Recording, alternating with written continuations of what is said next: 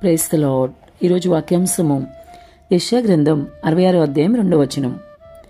ఎవడు దీనుడై నలిగిన హృదయము గలవాడై నా మాట విని వణుకుచుండునో వానినే నేను దృష్టించుచున్నాను. ఆమెన్. హల్లెలూయా. ప్రభు ఈ వాక్య భాగం నుండి ఈరోజు మనతో ఏం మాట్లాడతారో చూద్దాం. దీనత్వం కలిగి ఉండాలని, విరిగి నలిగిన హృదయం కలిగి ఉండాలని, ఆయన మాట విని వణుకుచూ ఉండాలని, మరి అటువంటి వాళ్ళ మీదే ప్రభు దృష్టి ఉంచుతానని ఎంతో వివరంగా మాట్లాడుతున్నారు కదా. చాలా సంతోషించదగిన విషయం. మరి ప్రియ సహోదరి, వింటున్న సహోదరుడా, నీ పరిస్థితి ఏంటి?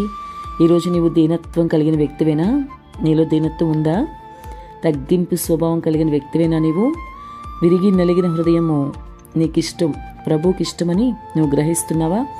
గర్వంతో కూడిన హృదయం ఒకవేళ నీలో ఉందేమో. తగ్గింపు గలవాడిగా నీవున్నావా లేదా? ఒకసారి ఆలోచించు. బహు జాగ్రత్త కలిగి నీ ఆత్మీయ జీవితంలో ముందుకు వెళ్ళు. ఏ విషయంలో ఎక్కడా కూడా నిన్ను నువ్వు హెచ్చించుకునే ప్రయత్నం చేయవద్దు. ప్రతిసారి కూడా, ప్రతి విషయంలో కూడా నువ్వు దేవునికి మహిమ వచ్చేట్లుగా చూసుకోవాలి. మరి అపవాది తనను తాను మనసులో హెచ్చించుకుంటేనేగా కిందకు తోసివేయబడ్డాడు. అంతేకాదు దేవునికి పూర్తిగా దూరం అయిపోయాడు.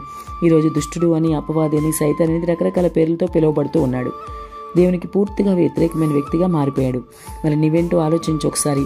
నీవు కూడా నిన్ను నువ్వు హెచ్చించుకోవడం ప్రారంభిస్తే నీ జీవితం కూడా అలాగే అయిపోతుంది. కాబట్టి హెచ్చింపు స్వభావం తీసేసి తగ్గింపు స్వభావం కలిగి ఉండు. నిన్ను నిజంగా ఆయన హెచ్చిస్తే మంచి స్థాయి వస్తుంది నీకు. నిన్ను నువ్వు హెచ్చించుకుంటే ఏమీ జరగదు.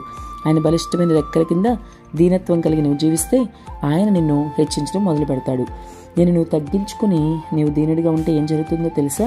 నీ ప్రభువు నిన్ను దృష్టిస్తాడు, నిన్ను అన్ని విషయాల్లో దీవిస్తాడు, తగిన సమయంలో హెచ్చించడం ప్రారంభిస్తాడు. ఆయన హస్తం నీకు ఎడతెక్క తోడుగా ఉంచుతాడు.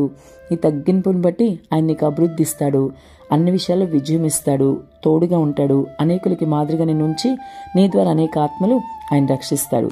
విరిగి నలిగిన హృదయంతో నీ ప్రభువుని ఆరాధించడం ప్రారంభించు. ఆమెన్.